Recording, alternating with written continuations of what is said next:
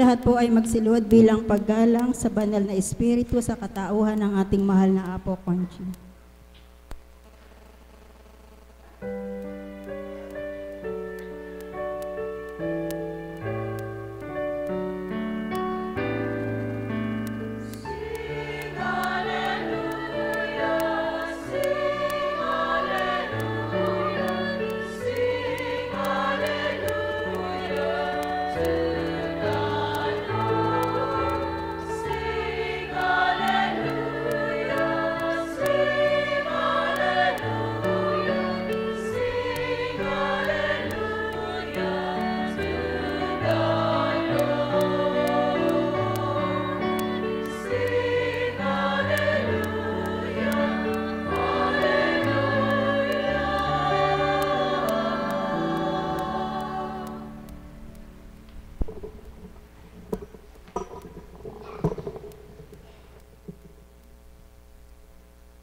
Sumainyo ang kapayapaan, kay buti ng Ama, kay dakila niya, balangkas niya ay matibay, tunay na matwid kanyang daan. Ang may pandinig ay nakarinig.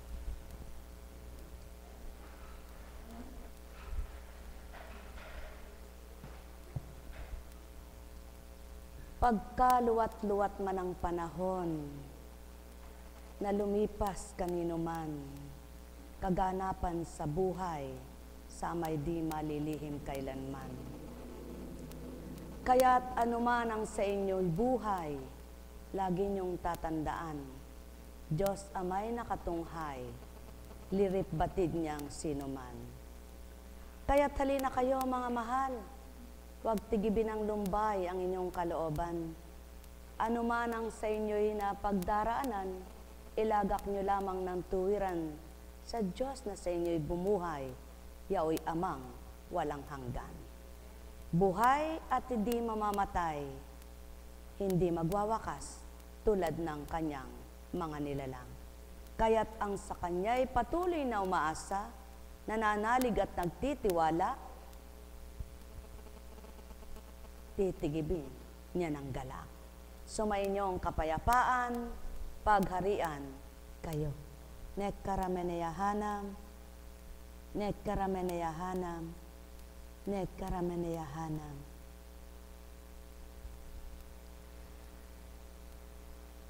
Lahat ba ng mga ngalakal ay pantay-pantay ang sukat ng buhay? Lahat ba ng mga ngalakal ay pare-parehas ang kinakalakal?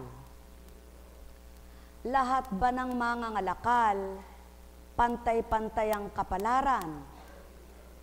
Lahat ba ng mga ngalakal na nangangalakal, pantay-pantay ang kahihinatnan? Lahat ba ng mga ngalakal ay batid ang kanilang patutunguhan? Lahat ba ng mga ngalakal, batid ba kung sila'y tuwirang magtatagumpay?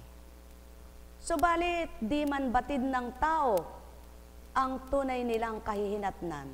Ama, batid niyang lahat ang tunay na kinakalakal ng kanyang mga anak. Kapag ang salitang banal ang siyang iyong kinalakal at patuloy na sa kapwa mo'y pinangalandakan, Diyos amang di mo nasisilayan, siyang nalulugod na tuwiran. Sumainyong kapayapaan, pagharian kayo. Nekkarameneyahanam, nekkarameneyahanam, nekkarameneyahanam. Buhay ba ang Diyos?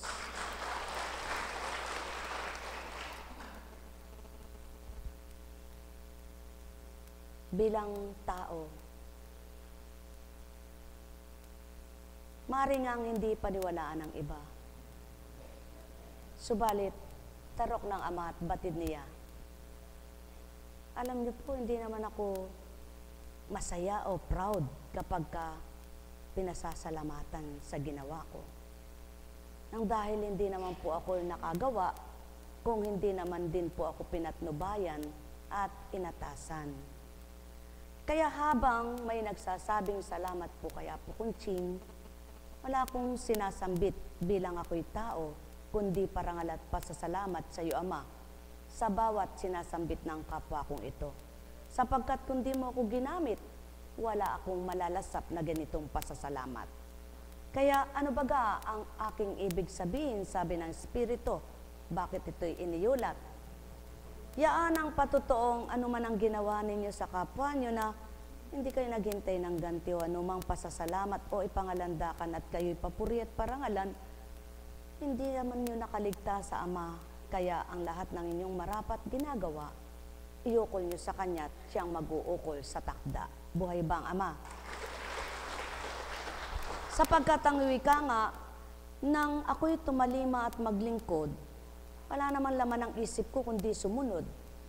Sapagkat hindi ko naman alam na ganitong magaganap sa gawain ito, na palalawakin, pauunlarin, pararamihin ang mga tagasunod, ang mga lingkod. Wala akong sa hinagap man lang ay gayon ang pag-iisip at di ko pinangarap. Naririnig po tayo ng Diyos Ama at ng Anak sa pamamagitan ng Espiritu niya. Hindi po ako nangarap na hindi ko nga dinudulog noon na wala po ako sinasabi noon. Wala pa sa hinagap ng isip ko na, Panginoon, palawakin mo ang gawain ito. Panginoon, paunlarin mo. Wala po akong dinulog. Sa totoo lang po, hindi ko ito dinulog, hindi ko hiniling. Ngunit sadyang nung sambitin sa akin yaon, hindi ko naman po ganang mapaniwalaan agad dahil hindi pa naman nagaganap. Subalit, hindi ko man po lubos na pinaniwalaan agad pagdakakaraka-raka, sabi nga po ng salitang Espiritu, hindi ko naman po inisip yun. Kung paano sinambit noon, wala na yun sa isip ko, sapagkat ang nakaisip sa akin at nakatala sa isip ko, yaong takot akong tumalikod na bawat araw, kailangan tumugon ako.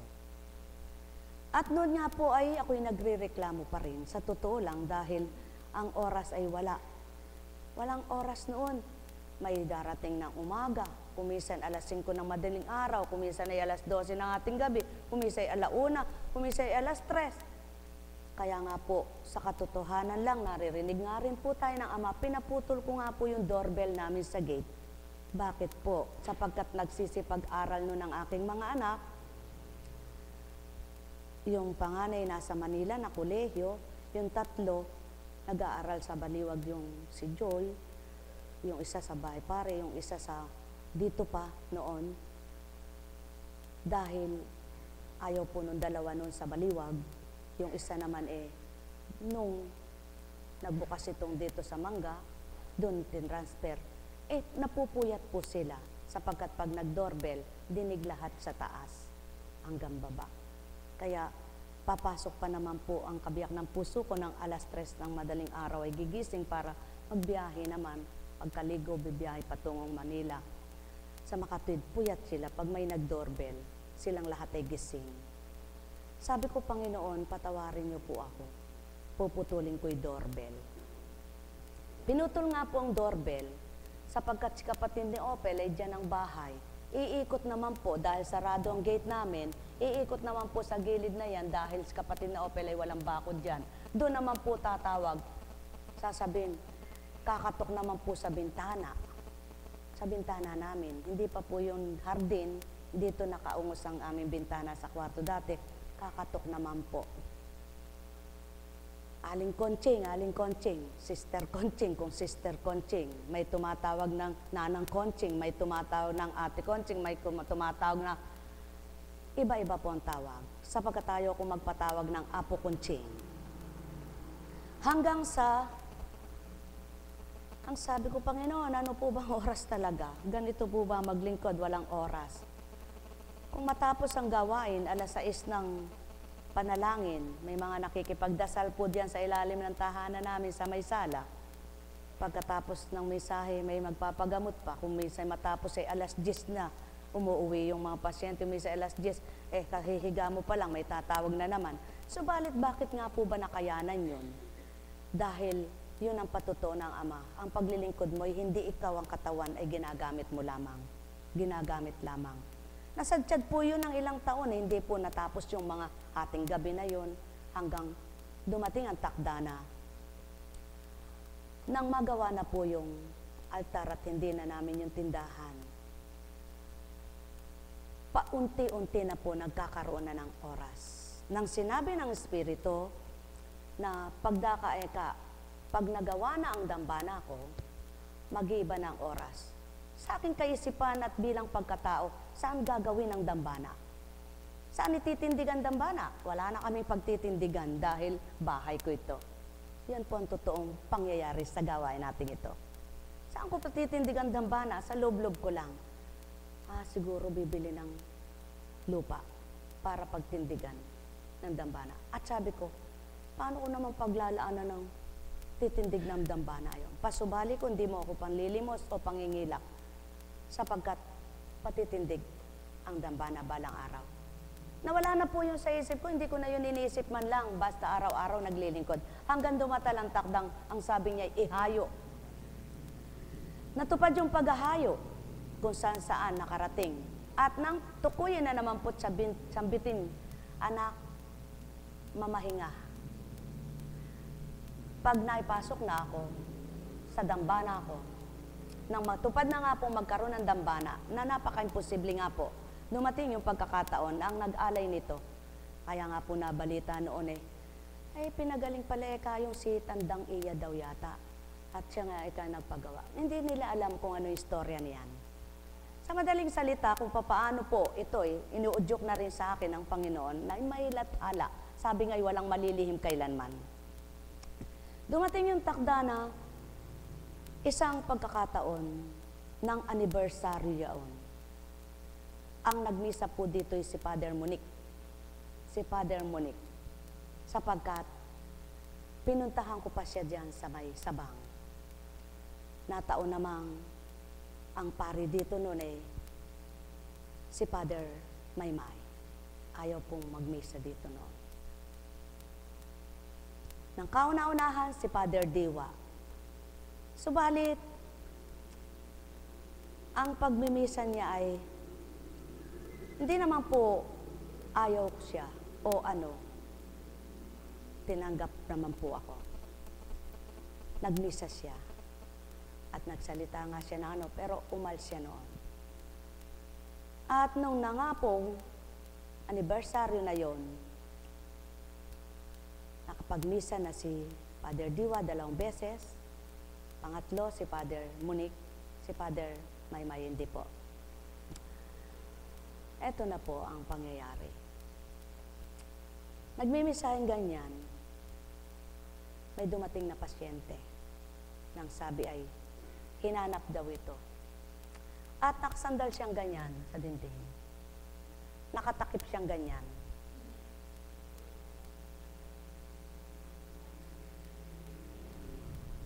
Mayroon po siyang alampay.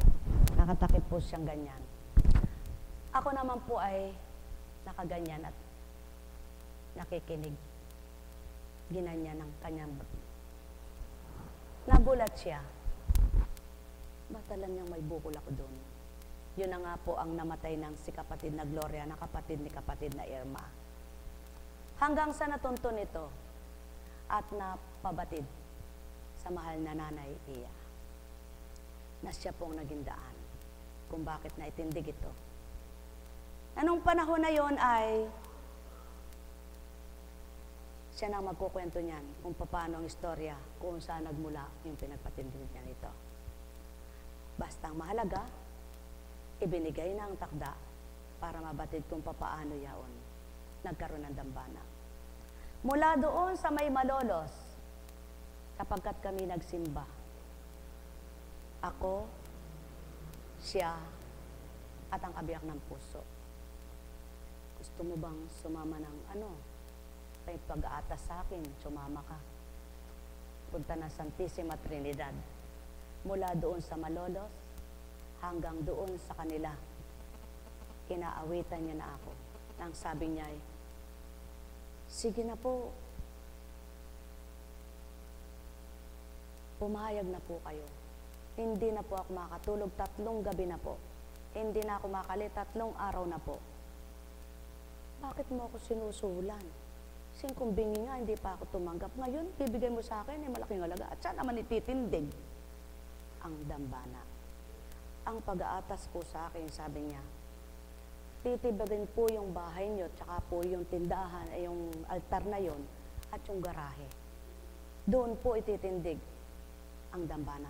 Sa papaanong plano, sabi ko, hindi, sabi ko, hanggang sa makarating na kami sa tabi ng bahay niya, bababa na siya. Sige na po, mauna po kayo. Hindi na po ako makali. Sige po ako, dudulog ako. Kung totoo yung sinasabi mo na yan, teka po muna at manghihingi ako ng sinyalis. At pagdating ko sa bahay, lumuhod ako sa kwarto. Panginoon, ito na po ba yung pangako mo na magkakaroon ng dambana?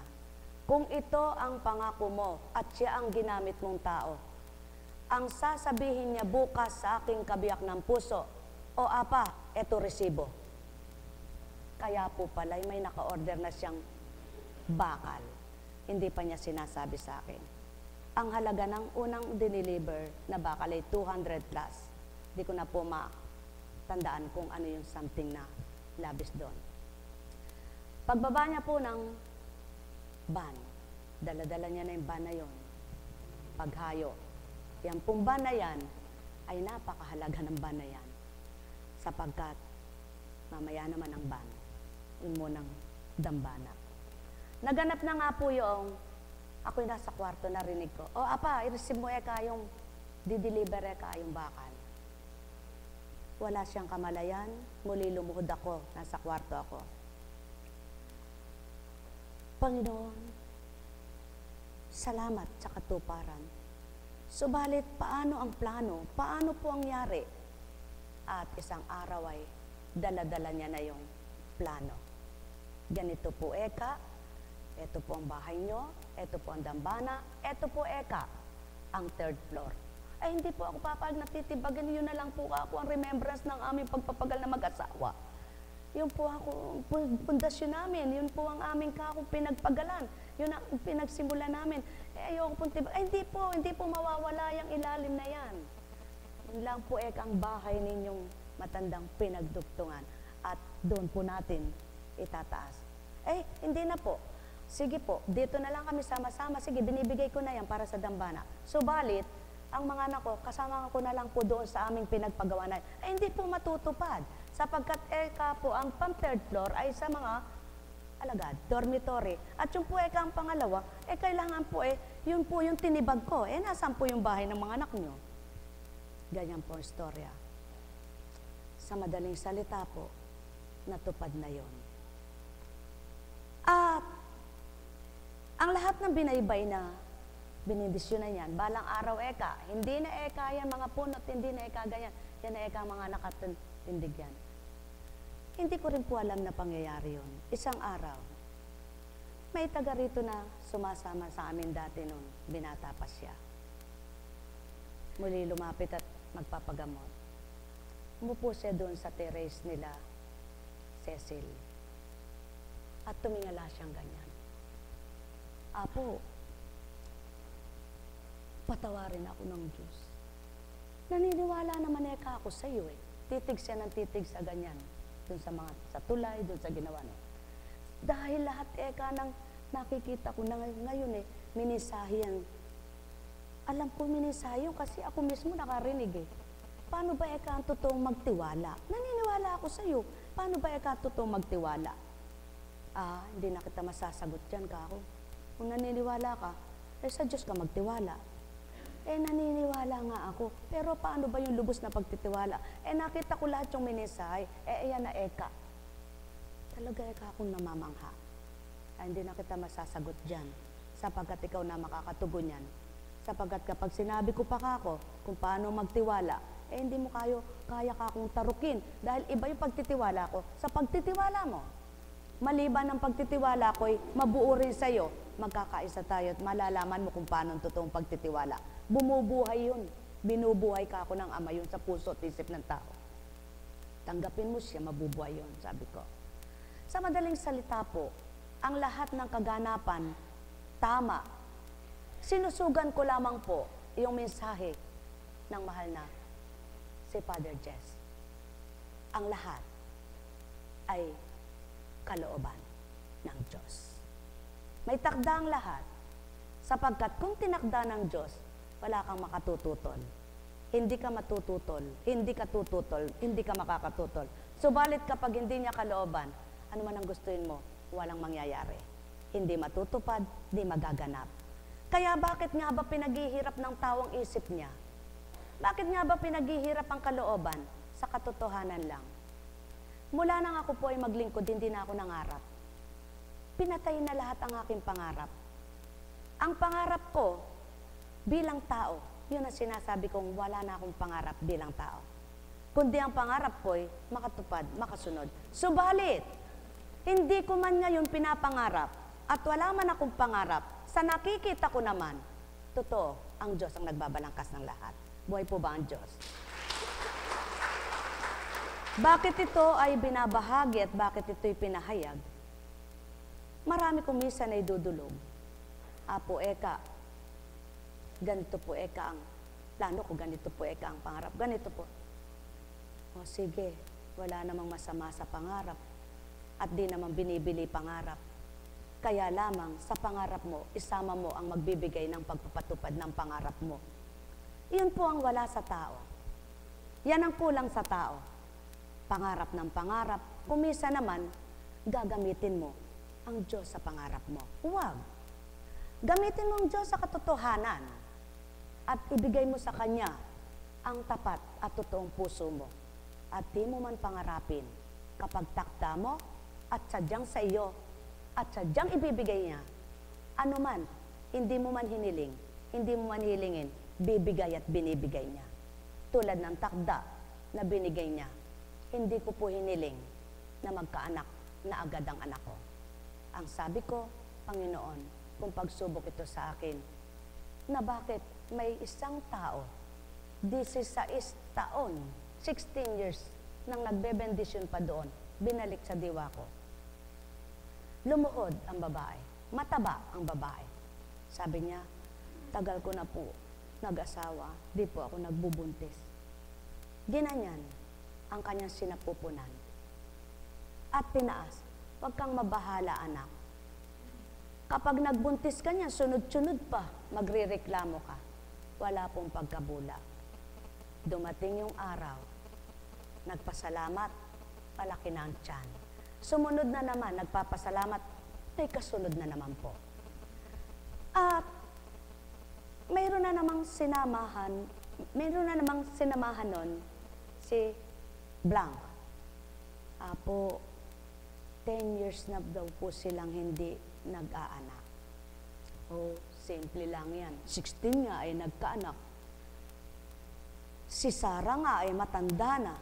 Yan na naman ang sinambit. Sa madaling salita po, sino bang mag-asawa na nagmamahalan na di nangarap magkaanak?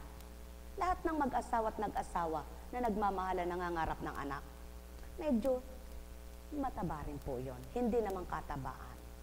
At kung papaano naman ang pagsubok na yan, sa totoo lang po, yung anak ko na yan ay pangarap niyang sexy nung bata siya. Nung po siya ay elementarya, kinder pa lang siya, nagagalit ako sa kanya. Bakit? Ayaw niyang nagkakakain at napaka-concern na sa kanyang beauty, sa kanyang katawan. Conscious baga siya. Nasasabi niya, paganyan-ganyan po yan. He, kaarte mo. Yan po ang sabi ko noon. Kumain ka. Lahat po ng uri ng vitamins na matitindi, tinanong ko na sa pedya niya. Ang kanyang pedya ay di ko na rin sasabihin. Sapagkat, kung ilan po yung anak ko, iba-iba ang pedya nila. Dahil mahilig nga po ako noon sa konting kislot, doktor.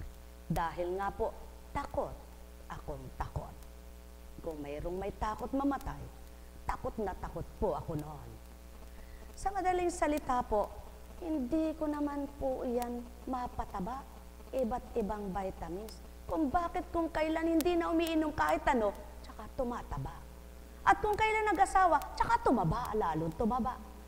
Ang sabi sa kanya, naku eka, nababalutan na ng taba. Hindi na eka yan mag-aanak. Naku eka, magpapayat ka eka. Sabi ko naman, kunwaring magsasalita bilang ina. Hindi naman totoo yun. Ngunit, masagwa kang tingnan. Kaya kailangang magpapayat kang bagya. Pero sa mataba, hindi sa taba at payat, balingkinitan at sexy ang pagbubuntis. Sa Diyos nagmumula yan. Pinatotohanan muli ng Diyos, walang hindi ibibigay kapag gusto niya. Bakit nga po ba? Ano baga ang ibig sabihin ng Ama? Sa Diyos nagmumula ang buhay. Sa Diyos nagmumula ang kabuhayan kung mabuti pinagmulan. Subalit, hindi lahat ng yaman sa magandang pamamaraan pinagmulan iyan. Kaya nga sabi ng Panginoon, ang tunay na pagpapala ay nais kong maging mainam sapagkat kung ito'y kinamtan sa tamang pamamaraan, pahahalagan yung tuwiran at saki kayo kikilalang ganap at lubos niyo akong kakamtin, ligayang sa inyo'y mangingibabaw. Buhay ba ang Ama? Kaya nga ang sabi ng Ama, kung nakikinig lang mga anak niya at pinakikinggan lang ng mga anak niya, marami rin naman siyang biyayang hindi ka na magpapagal na maiging patay katawan. Sapagkat sinabi niya rin, makikinabang kayo sa hindi nyo pinagpagalan. Mag-aani kayo sa hindi nyo tinanim. Tulad ng mga halaman na mga hayop na lumilipad-lipad lamang dyan sa himpapawid pag binaril mo. Pag binaril mo, nakakain ka na ng ibon kung nakahuli ka. Namilwit ka sa sapa, namilwit ka sa ilog, hindi mo yan tinanim, hindi mo yan binuhay, nakakuha ka ng isda, may ulam ka na. Lumusong ka sa dagat, nakakuha ka ng isda, may ulam ka na. Lumusong ka sa dagat, nakakuha ka ng perlas, may perlas ka na. Ganyan lang ang buhay. Bakit nga ba hindi mapagtuunan ng tao yung kapangyarihan at pagkilos ng Diyos na totoo? Bakit nga ba? Sapagkat pagkatao, hindi mo masusuri yan. Pag bilang tao, wala kang kakayahan, talinong masuri ang karunungan ng Ama. Kaya nga ibinigay niya ang Espiritu upang magkaroon ng talino ang walang talino, kaukulan sa dapat matutunan sa kanyang kabanalan at kabutihan. Kaya naman, ang nais niya sa mga nakatuklas ng karunungan at nabahagi na ng kanyang banal na Espiritu, ang manahan ay ang nasumpungan na nila, hindi yung pangtao pa rin nila. Kaya naman, sa konting kamalian, hindi ka maunawaan kung taong-tao ang tinutuwid mo dahil ang sasabihin sa iyo, mapagmagaling ka. Ngunit ang di nila batid, itong natutunan mo at dapat mong maibahagit maisabuhay, yun lang ang itinuturo mo at yun lang ang binibigay mo sa kapwa mo. Ngunit dahil nga ang tao isip tao, damdaming tao, nagagalit kapag tinutuwid mo, nagagalit pag tinatama mo, nagagalit kapag napaparunggitan ang damdamin ay pinatatamaan. Kaya naman, doon sumisibol na bubuhay ang isip na marumi sa halip na luminis at nabago. Doon nabubuhay ang damdamin na dapat ay namatay, ang maling damdamin lalo pang nabuhay dahil sa pagdaramdam. Kaya naman, ang nais patayin ng Ama nang mabuhay ng tuwiran ang binuhay niya, hindi mamatay-matay dahil malakas ang hatak ng ugaling demonyo sa tao. Mga mahal, kung lahat lang ng tao ay totoo nang sinusunod, ay kung ano ang tinanggap at kung ano ang tinanggap, kung sino ang nagbigay, walang taong sasama ang loob. Iyon ang pawang katotohanan sapagkat kapag ang plano ng Ama ang natupad sa lahat ng tao, walang magkakamali pa. Subalit hindi lahat ng plano ng Ama ang natutupad at nagaganap, kaya maraming mali itong mundo. Kaya't planuhin mo man ang planuhin, kung ang direksyon ng nilalakad mo, sabi nga'y silangan, makakarating ka ba sa kanluran? Sapagkat kung sa silangan ka magtutungo, iyon ang tutunguhan mong daan. Ngunit kapag sa pagkanluran, kailangan maiba ka ng daan. At kung sa lubugan naman, dapat iba rin. Sapagkat iba ang lubugan sa silangan. Mga minamahal, kaya nga't may hilag at timog at kanluran.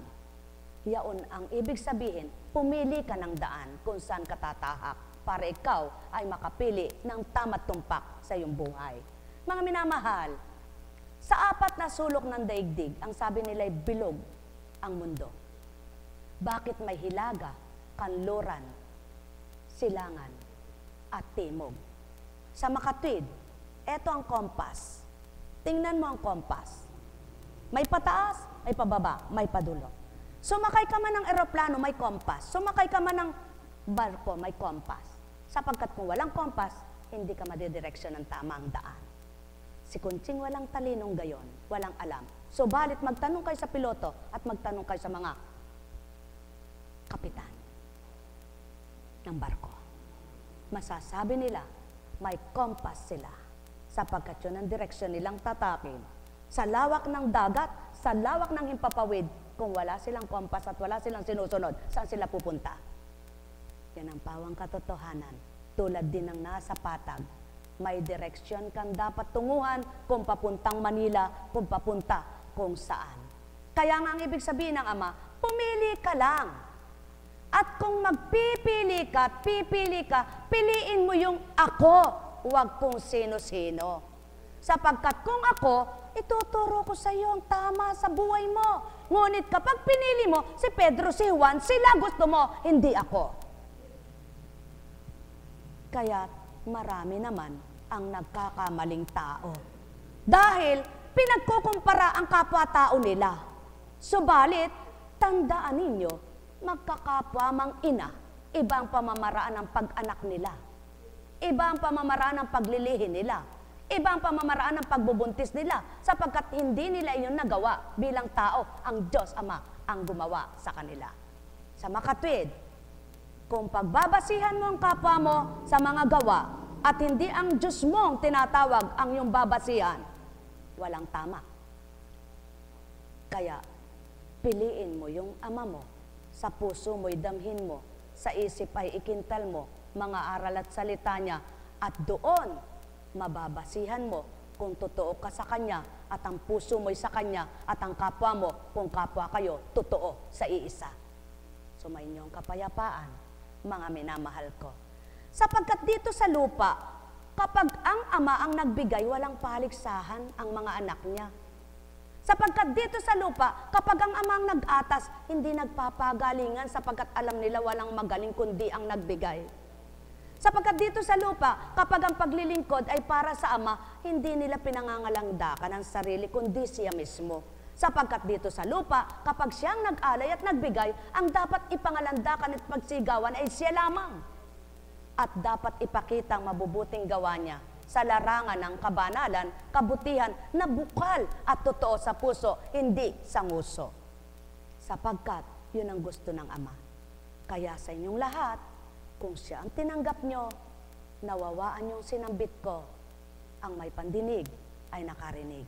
Kaya't iba ang panuntunan ng eskwelahan, iba ang panuntunan ng batas, ng hustisya, at ibang panuntunan ng larangan ng kabanalan.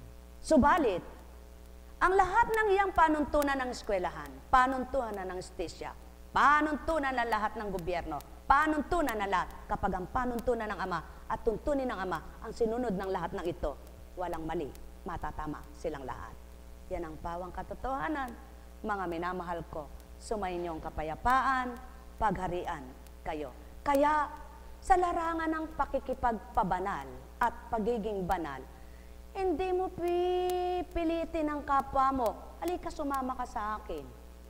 Sapagkat, hindi maaring pilitin mo kung ang damdamin niya ay wala sa'yo at wala rin dun sa tutunguhan niya. Kaya ito namang gawain ito, isa man sa inyo'y walang pinilit.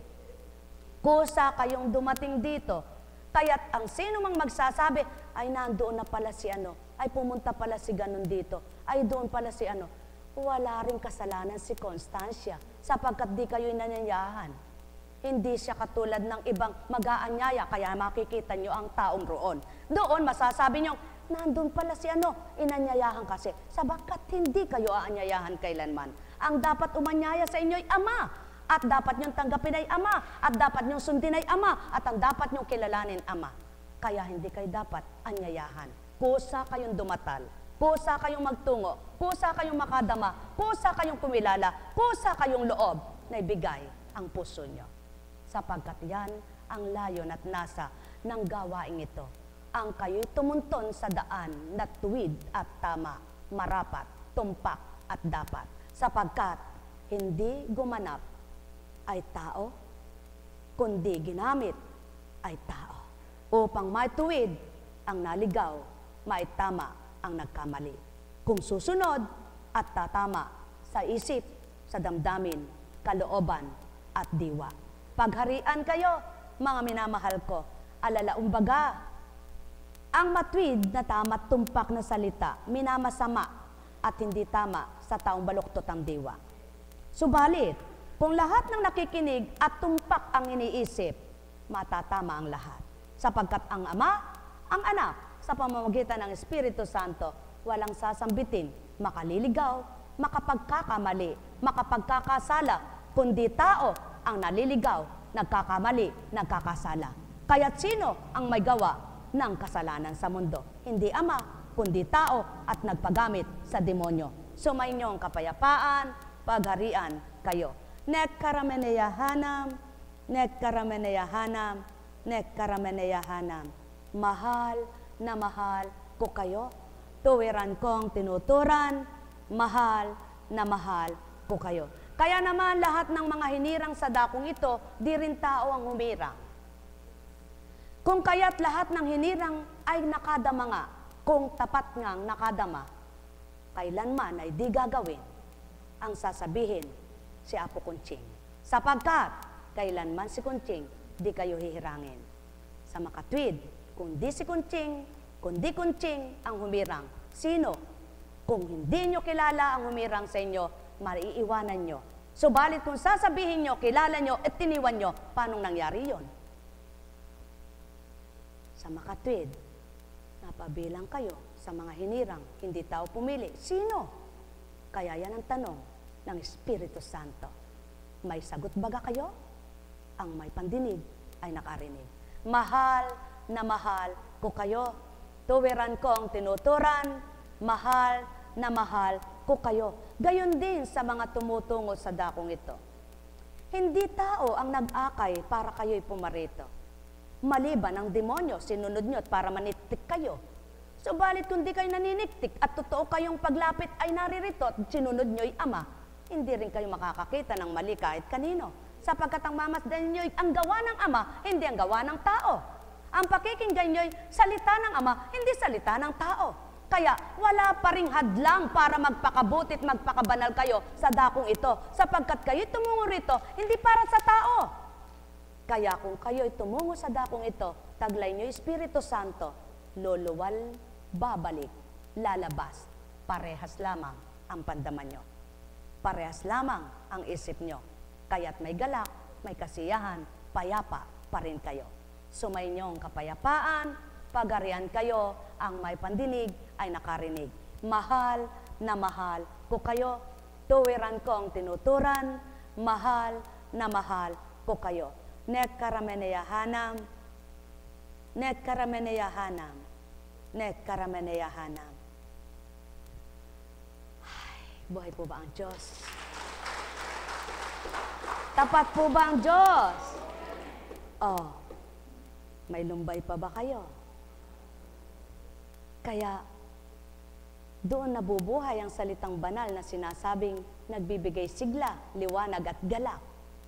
Sa makatwid, mga minamahal, kapag totoo mong tinanggap at tinuntun ang salitang banal, nagliliwanag ang isip mo, napaparamang maruming isip mo, ang gulong isip mo, litong isip mo, at ang nananauli sa iyo'y liwanag at nananahan ay kapayapaan. Buhay ba ang Diyos? Kaya, sa puso mo'y hindi ka na rin makakadama ng para kang alingas-ngas, para kang hindi makali, para kang nalulungkot, para kang hindi mo alam kung nababagot. Wala lahat yan, sapagkat nang pumasok sa iyong banal na espiritu, pinaram niya na yan. Hambing sa dugong hinugas sa buong mong katawan at laman na sa iyo'y kinain, kaya ikay naging mahusay na espiritu at katawan. Sumainyong kapayapaan, mga minamahal. Ang may pandinig ay nakarinig.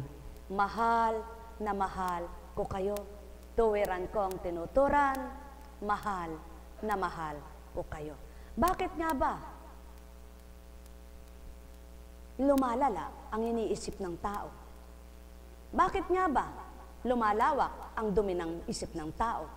Hindi sa Ama nagmula yan.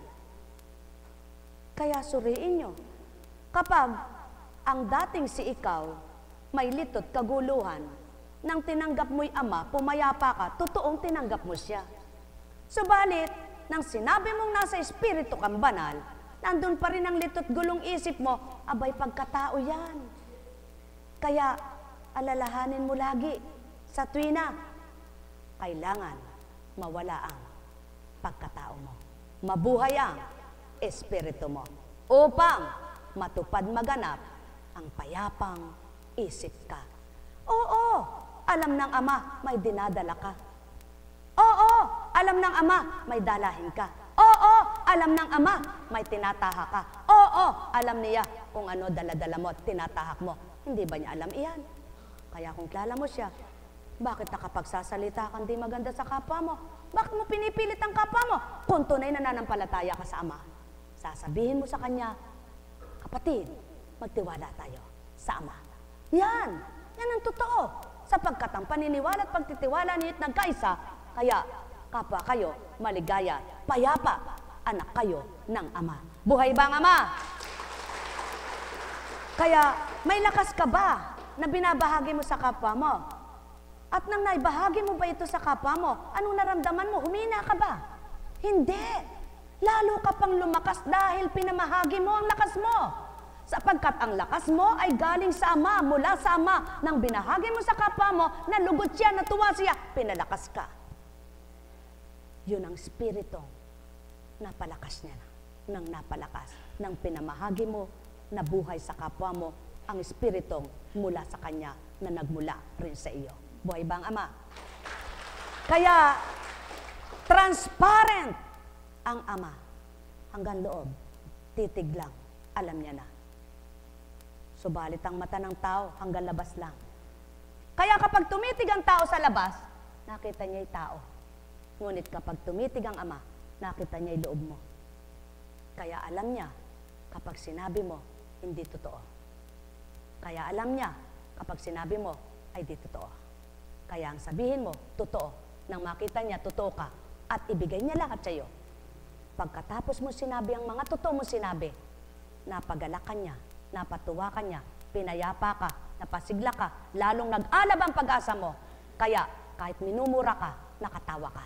Sumainyo ang kapayapaan, pagharian kayo, sapagkat alam mo, ang Diyos mong buhay, di ka pababayaan. Nang dahil nakatala sa aklat, ang lahat ng Kanyang totoong salita, nag-aral ka, natuto ka, nakinig ka, nagsabuhay ka, hindi ba yan ibibigay sa iyo? Kaya, maghintay ka lamang. Maghintay ka lamang. Buhay ba ang Ama? Alam kong may magagawa ang Ama. Alam kong may magagawa ang Ama. Pagkat winika niya, manalig ka na. Bawat araw ako sa inyo naghihintay. Alam kong di ringgin kayo ng Ama. Alam kong di ringgin kayo ng Ama. Pagkat winika niya, manalig ka na. Bawat araw ako sa inyo may nakalaan. Mayroong magandang sa inyo. Aking mga minamahal, mayroong magandang mangyayari sa inyo. Manalig o mangkinatang-gapin, alam kong may magagawa ang Ama. Alam kong may magagawa ang Ama. Pagkat winika niya, manalig ka na. Bawat araw ako sa inyo may mayroong magandang mangyayari sa inyo. Aking mga minamahal, mayroong magandang mangyayari sa inyo. Manalig o mangkinatang-gapin, alam kong may magagawa ang Ama. Alam kong may magagawa ang Ama. Pagkat winika niya, manalig ka na. Bawat araw ako sa inyo may nakalaan. Mayroong magandang mangyayari sa inyo. Aking mga minamahal, mayroong magandang mangyayari sa inyo. Manalig o mangkinatang-gapin. At ang Diyos na hindi nyo nakikita, kayo mismo'y makasusuri sa Kanya. Kung minsan nalimutan mo na at di mo na hinihingi, magigitla ka, doon pa niya binigay sa'yo. Kung minsan naman, hirap na hirap ka, naglulumuhod ka, ayaw pang ibigay. Di ka ba nagsusuri? Kung minsan naman, wala kang inaasahan, biglang may dumating, kay ligaya ng puso mo. Iyon ang masayang sorpresa sa'yo. Kaya mas mainam pa, umasa ka sa Kanya, kaysa lagi kang umaasa sa kapwa mo. At pagkatapos mong inasahan siya, ituturo niyang paraan. Kung mahal ka naman ng kapwa mo at totoo rin siya sa Ama, abay pakikinggan ka at ikaw ay pagpaparayain niya, sapagkat may takot din siyang tulad mo. Ngunit kung wala kang takot at niloko mo siya, ay maaring hindi ka niya paniwalaan sapagkat manluloko ka. Ngunit kung may isip siya at alam niyang totoo ka at totoo rin siya, ba't di ba niya nasusuri iyan? Yan ang maka-Diyos at yan ang nasa Diyos. Alam niya kung totoong niloko siya, kung nanloloko kapwa niya, at niloloko lamang sila. Ngunit kung suri mo, hindi man loloko kapwa mo, patuloy gumagawa ng mabuti at ginagawa'y kabutihan mo. Ang kabutihan niyo ginagawa niyo, aba, tuturo rin ng Ama ang tama at marapat na taong maniniwala sa inyo. Sapagkat kung ano ginagawa nyo, na mabutit pagtitiwala sa kapwa nyo, may kalapat din at katumpak kayo. Bagamat di lahat ng kapwa nyo ay maniniwala sa inyo. Sapagkat kumikilos niya ang Ama na nagpapakatotoo kayo. Ang may pandinig ay nakarinig. Nekkarameneyahanam, nekkarameneyahanam, nekkarameneyahanam. Subalit ang wika nga, lagi niyong tatandaan, may takda ang lahat. Kapag takda, hindi niyo man gisto at ginugusto, takda, nakita niyo. Ngunit kung di takda, anong makikita? Subalit kapag takda, lahat pasisilay niya. At ang taong totoo sa Ama, naniniwala sa takda at hiwagat himala niya. Yaan ang palatandaan, ang tao'y sa Diyos Ama. May tiwala sa paniniwala niyang may takda at hiwaga. Ang tao nga naman, sasabihin maka-Diyos ako. Di ako nahihiwalay sa Diyos. Bakit di alam ang pagkilos ng Diyos? Naganap kay Pedro, naganap kay Juan, kung misa'y di parehas nila ginusto. Ngunit kung kaparaanan ng Ama, niloob ng niloko ka, niloob na maloko ka, dahil ito'y may pamamaraan at may gagawin siya, paraan din ng Ama yan kung paano ka magpatawad sa manlulokong kapwa mo. Pamamaraan din naman ng Ama kung paano ka makalaya sa panluloko sa iyo. Lahat ay may takdang paglaya at pagpapalaya. Kaya lahat ng taong totoo sa Ama, hindi natitigim ng galit sa kapwa. Sapagkat ang alam nila, ginamit lang sila sa Kanya para galitin siya. At nang nakapasa, ubod ng sigla at galak puso nila.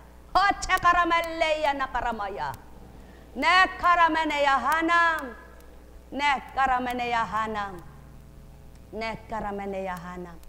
Hindi nga ba't kung kapwa mo ka espirito? Sabihin man ni Pedro at ni Juan, ganun po siya, ganun siya. Sasalansangin mo. Sasabihin mo, abay huwag. Baka hindi mo alam ang sinasabi mo. Hindi mo ba alam kung anong ginagawa niyon? Ngunit kung di mo ka-espiritu, ganun ba? Oo nga. Yan ang tao. Suriin ninyo at magsuri kayo nang malisya kayo sa tuwina sa di tama't tumpak na makita ng Ama, aba, kayo'y dakalisya sa Kanya. Nek karameneyahanam, nek karameneyahanam, nek karameneyahanam. Ang may pandinig ay nakarinig. Sumainyo ang kapayapaan, pagharian kayong tuwiran, malubos ang kasiyahan, kagalakay inyong kamtan. Ay, buhay ba ang Diyos?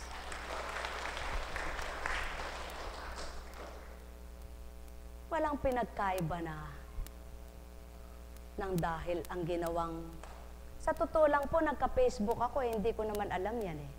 At ang nilagay nilang picture profile ko, yung ako'y nakasutana na, yung may design na corona. At nang makita ko yan ay ba't ka ako yan ang nilagay? At ginawa na nilang logo yon na nakalagay doon sa sa makatwid. Hindi po ako nag-utos sa kanila. Hindi ako nagbigay na para gawin nyo yan. Sapagkat mga ititim man yan, mga lingkod man yan, niisa man sa kanila, wala ako sinasabing, hoy, gawin nyo nga yan, gawin nyo. Dahil hindi tayo kulto, para ipatupad ko ang aking. Sumusunod lang po ako kung anong gusto ng Panginoon. At lahat ng nagaganap dito sa atin, hindi ko pinag-aralan. Hindi ko binalangkas at di ko yan sinuri muna. Sapagkat tumutupad lang po ako at pinatutupad naman ng Ama. Sa madaling salita, may mga nagko-comment, pari ba kaya? Ba't nakasutana? Ang sabi ko sa kanila, huwag kayong pumatol. Abayaan nyo sila. Kung pari, hindi ako sinabihan yan eh. Sila, humahatol sila na di naman nila ako kilala at di nila ako nakikita. Bayaan mo sila. May takda rin ang lahat. Ano sasabihin ko? Sige, sagutin nyo, labanan nyo. Huwag. Bakit? Bakit? Naganap ang nagka-picture ako doon. Nagka-profile ako ng Facebook. Facebook, hindi ko naman alam at di ko niyan pinagawa. Nagkaroon yan. Taon ang binilang. Nagpapahatid si Raquel ng mga email. Apo, nabasa nyo na po ba Facebook nyo? Marami pong message. Ay anak, di ako marunong magbukas. Sige po, i-email ko na lang po sa inyo. Papadala ko po. Dumating po ang mga message na kinuha ni Raquel. Yan ang totoo niyan. Ngayon ko lang po naman ibubunyag din. Nakalabas po lahat. Message niya, Apo, hindi ko na po nakopya lahat kasi po ay napakarami. Marami po nagme-message sa'yo sa Poland, sa ganyan, sa ganyan. Oo, di English ka ako yan, maintindihan ko ba yan, anak? Basta po iaano ko. At may mga tumatawag sa akin sa Jordan, sa Poland, sa England. Sabi ko, aba, hindi ko ako nagpagkaganito para mag-English na mag-English. Panginoon, ano po sasagot ko? Siyempre po, Wala nga naman sabihin ko sa kanila, magaling ako sa Ingles. Pardon? Puro pardon, pardon. Eh, natapos sa pardon. Di ako nahihiya. Di ako nahihiya. Eh, yun ang totoo nun. Ano? Sasabihin ko, di ako magaling sa Ingles. English tuko ako. English Tagalog. Gusto mo Kapampangan ako? No, no, no, no. I don't know how to speak in Pampanga. Sabi niya, Oh, I don't ganon. Sige. Eh, isang araw po may tumawag sa akin ng taga Malaysia. Kasama ko si Berhel. Ay, ikaw na nga kumausap niya. Makulit ka ako yan. Magaling ka yata sa English. Ako, hindi ka ako. Ayun. Natapos din sa siyempre po, sabi ko, Panginoon, tinalagan po akong ganito. Ako po'y tanga. Wala po akong karunungan. Ano pong magagawa ko? Constancia, nung kinahihiya mo, sila hindi marunong ng lengguwahe mo. Ikaw hindi marunong ng lengguwahe mo. Nila, anong pinagkaiba nyo? Aba, hindi kita hinirang para lahat ng lengguwahe. Turo ko sa iyo. Ang tuturo ko sa iyo, batas ko. Amen po. Buhay po bang Diyos? Kaya pag ini-invite po nila akong mag-talk doon sa kanilang eskwelahan, aba, hindi ako mag-i-English. Sabi ko, abay, sinusuri man nila ka ako. Abay, pahala na. Pakisabi mo nga ako sa kanila kung magaling sila sa English, ako hindi. Okay lang daw po kaapo. Di kung ano kalooban ng Ama, isang pagkakataon po. Ako'y pinag-talk niya sa isang eskwelahan na-invite. Aba, tunay nga pong dakilang Diyos. Yung pong lugar na pinagdausan ng magulang nakalahad-lahat yung mga English. Panginoon, ano po ba ako ang itotok ko dito, yung may mensahe dito? Kailan ba kita pinahiyaanak at kailan ba kita inubusan ng tuturan mo? Tumindig ka at kung ano iluluwal ko, yun ang sayo. Nasasambitin ko. Kala nila magaling ako sa English. In-emphasize lahat yung mga hindi nila alam ang Diyos ang magaling. Ganyan po kumilos ang Diyos. Wala naman akong alam doon Pero, pagkatapos ng mensahe, lumapit yung, congratulations po. Alam niyo po ba taga Don Bosco po ako school. Ang galing po, perfect ang inyong mensahe. Ha? Perfect ang Diyos ka ako? Buhay pa ba ang Diyos? Buhay pa ba ang Diyos? Ngayon po lang po narinig yun. Ngayon po i-apply ko sa aking mga estudyante doon. Kasi po kay ganito. Pwede po ba mag-talk din po kayo doon? Kasi po kay sayaman po nila ganito po, ganito. Umiti ako. Panginoon, magtotok daw ako doon. Wala naman po akong galing. Ang sagot ko kung ano kalooban ng Panginoon. Pag kalooban niya yan, darating ka muli. Kung hindi, ganun lang po. Nang pagkatapos ng Rated K, na inedit lahat, hindi naman lahat ng kinuhanan dito napalabas sa Rated K. Inedit, pati pare naka-edit. Wala si Father Steve. Ibang pare ang lumabas. Makalipas ang ilang linggo, may tumawag sa akin. Blank. Di ko nasasabihin.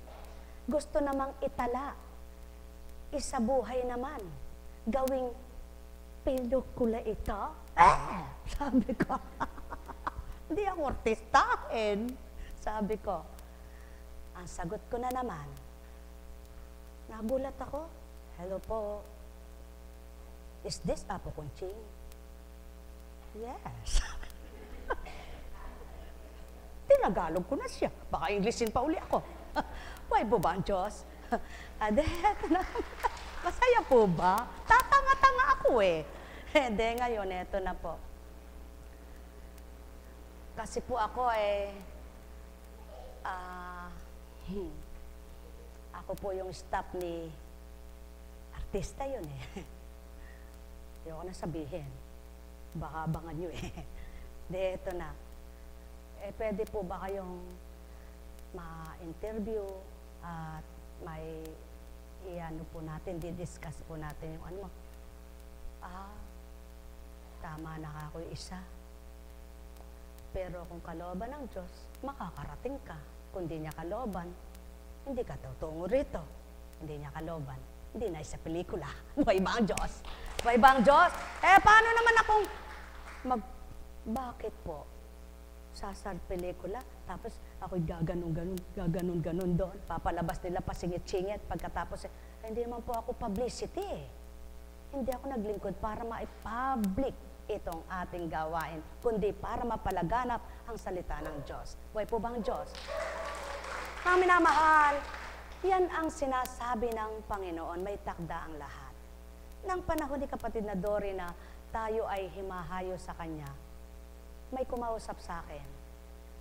Pwede po ba on the air po natin ang mga message nyo daily? Para po sa gayon naririnig po yan sa Radio Veritas. Blank, hindi ko rin sasabihin kung saan yon. Ay, ayoko ka ako. Sayang po eka. Hindi, ayoko ka ako. Sabi ni kapatid na Dory, Apo, ayoko. Ayoko. Hindi patakda. Walang pinagkaiba ng tinipon ang mga caps. Ang sabi ng mga namuno noon, Apo, kailangan po maitala na tayo sa SEC kasi po lumalago na po tayo kapatid, hindi patakda. Kung kalooban niya ng Ama, itatakda niya. Nang tinakda niya na, kaya pala, wala pa pong kabuuan nun. Wala pang IT team, wala pang choir, subalit nang tinakda niya na, nabuo ang kapatirang Divine Mercy.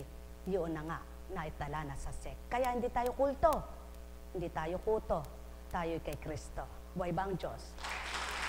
Mga minamahal, ganyan kumilos ang Ama. Na kung papaano, ano ba layunin mo? Ano ba gusto mo? Alam niya yan. Suring-suri niya. Ngayon, nakita niya. Siya. Gusto niya. Ginusto niya. Huwag mo sabing di mo kaya. Huwag mo sabing wala kang alam. Ibibigay niya. Kaya, huwag kayong matakot maglingkod. Sapagkat ang Diyos ang magtuturo kung anong dapat niyong ipaglingkod, paglilingkod na gagawin ninyo. Sa inyong lahat, patnubayan kayo ng Ama, Anak at Espiritu Santo, kanya-kanyang tinalaga, kanya-kanyang paglilingkod, kanya-kanyang pag-aatas, kanya-kanyang gagawin, kanya-kanyang talakayin, kanya-kanyang kasunuran, kung saan kasusunod, kanya-kanyang gawa, kanya-kanyang salita, ngunit dapat at nararapat, gawa ng Ama, gawa ng salita niya, ang dapat isabuhay ng bawat anak niya. Pagharian kayo, pagpalain kayo, humayo kayong may galak sa puso nyo, matigib ng kasiyahan at puspos ng liwanag ng banal na Espiritu. Pagpalain kayo. Tayo na sa Antipolo.